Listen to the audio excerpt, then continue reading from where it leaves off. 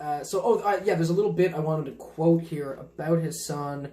It just says, no history in Newfoundland would be considered complete without allusion to John Cabot's well-known son, although we have absolutely nothing to thank him for, and quite the reverse. So, like, he was like, John Cabot's son, no history would be complete, but he's useless, right? There's some stuff, it just says, here, he, like, what did he do? He tried to go... Basically, so after Cabot was done, he kind of like disappeared from time. His son John, John Cabot dealt with Henry VII. His son Sebastian dealt with Henry VIII, and we're gonna get into Henry VIII. I am. Basically, so he tried to sort of do what his dad did. Sebastian did. Try to do the same thing as John and get a patent for going over to the New World. That got denied by Henry VIII. But you know, he buddied up with Spain for a bit. He hit up South America. Turns out, you know, he still did a lot of exploring and stuff like that. But then, so I was reading through all this, and that all sounds well and good. He talks about, you know, these things he's seen and he'd done, and he was such a great friggin' guy. But then you come down to this passage right here. It says, unfortunately, he was a great liar. Every fresh record that is hunted up fixes him with a fresh falsehood. He told Eden that his father had died, leaving him very rich, soon after the discovery of Columbus. His father was alive in 1948 and in the receipt of a pension and very poor. He told his English friends he was Bristol-born. He made Contrarini believe he was Venetian. He declared he could tell the difference at sea by the compass. He lied to Spain, to Italy, and to England. Edward VI gave him a handsome pension, but was less than the splendid salary he had in Spain. In Queen Mary's time, he had no doubt at the instance of her husband Philip II to divide his pension with Worthington, and between them all his maps disappeared. Doubtless he was forced to sell them to the Spanish government, and this may account for their total loss to the world. So, Sebastian Cabot, useless as tits on a bull. Good work. And that is probably, honestly, the last we're going to hear about Sebastian Cabot, but who knows? Alright, so that's chapter 2. Moving on to chapter 3 now. Chapter 3 is called The Reign of Henry VIII. I said we're going to get into this. So it starts out with just some bullet point notes here, which I thought were important. In 1515, we see the first printed account of Cabot's voyage in Peter Martyr's titled Decades. So it's the first written account, so it's about 20 years after the fact. We have that one. I thought that one was important. So we get into some other stuff. But basically, as many of you might know, or some of you probably, I don't know. I don't know who knows what. I certainly didn't. But Henry VIII was kind of a super cool guy, right? You might know him from the murdering of, like, his first couple of 5,000 wives or whatever. Like, he really wanted a son and that sort of thing.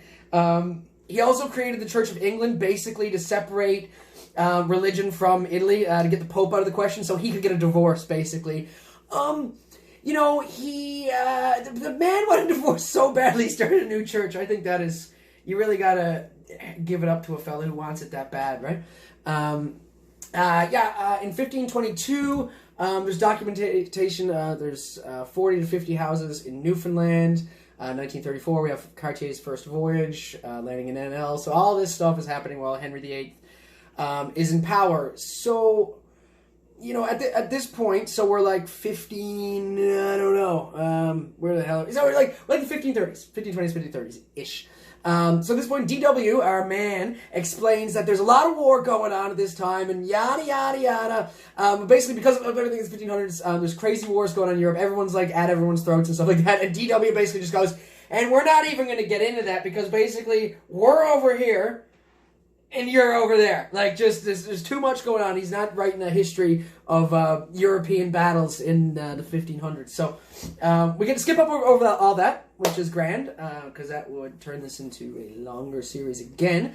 So anyway, basically, at this time, King Henry VIII was motivated by all the things that had gone on, like, during Henry VII's time. There's all this brave new world stuff, the exploring, the rise in science and discovery and art and literature. You know, everything is happening, right? So he kind of wants to keep out. This guy is motivated to get some stuff done, right? But he's a little bit of a control freak. I don't know if you could tell by the fact that he had his wives murdered for not producing sons, right? But yeah, he likes to have his finger on the pulse of what's going on. So Henry was motivated by the early strides of the Renaissance and was eager to keep that going. He tried multiple times to nail down that famous passage to India. Spoiler alert, no dice, no spice, not happening, right? Like, you just, I don't know, it's hard to boat through what is now the continental United States.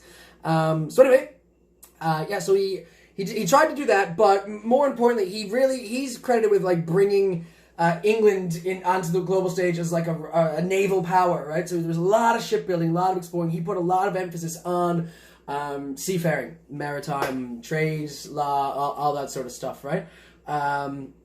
Yada yada yada. Okay, so during that time, what Henry VIII did in terms of getting all these boats off the ground. First off, he hired a bunch of the Italian boys over to come and be like, hey, could you show us how to build boats? Because they were building. The Italians were really adept at this, and the Spanish as well. So he got those guys over, and he paid all his shipbuilders a salary, which was like a decent wage. But the kicker is that he would basically keep them prisoner until the boat was done. He just it was like forced prison labor at a good wage. So it's kind of like, a double-edged sword in a way, which, but hey, it was good for getting shit done. Yeah, so Henry, not only did he control that kind of stuff, like, what people did, keep in prison and stuff. I mean, at the time, he was also trying to exert control over people's religion, their diets, what they wore, the price of meat, who's your father, I don't know, shit like that, right? So he was, he was a bit of a tyrant that way, right? Like, to say the least. And he also, I have a note here that says, Henry also creates an act that's super weird to read, because, like, all these little acts and stuff that are in this book, like, it's written, like, it almost reads like it sounds more, because it's that old kind of Shakespearean style of English, so, a lot of it goes over my head, I just, I don't know, but I can get the notes, because our DW covers that for us. But basically, Henry VIII creates an act, that is basically made up. He made up some law about trading or dealing with the foreign fish trade, but more importantly, this law, it acknowledges that the Newfoundland fishery has been existing, for some time. If he's making a law about it, because stuff is going on over here, even in the 1530s, this would imply that the English have been over there fishing since we first got here. And D.W. Prowse he gets really sticky on this, because I don't know if you remember the last episode where I talked about, like, how between 1500 and 1560, there's no documentation that there was no presence of the English here. So he's really stuck on this thing. He's like, no, we were here. I'll tell you. I'll dig it up right now, and I'll fucking show you that we were here, right? So D.W. really gets horny about this law, because it would infer that there had been continuous fishing by the English, as well as other nations here during the first half of the 1500s. D.W. This isn't even like I feel like this is a point he's going to keep coming back to until we get into the 1700s or something like that. Anyway, old D.W. boy, he's a stickler for details. What have I got here? Okay, so this law basically came into effect because the boys out on the boats, they would fuck off from England, they'd come over here to Newfoundland or whatever, and sure, they probably wouldn't tell the government about all the fishing expeditions, right? Because then you gotta pay the taxman, or they called them collectors at the time. The government mules are the man, dude. So, there was lots of that going on. There was people kind of reaping the spoils of their own work, which kind of makes sense. It's just, they were basically just doing no, yes, no, cash jobs the whole time, right? So that kept going. That was all well and good until, of course, boys got a little bit carried away, a little bit greedy about it, and that was the end of that, so they put in some maritime law. So anyway, D.W. was stoked because this is more evidence that the English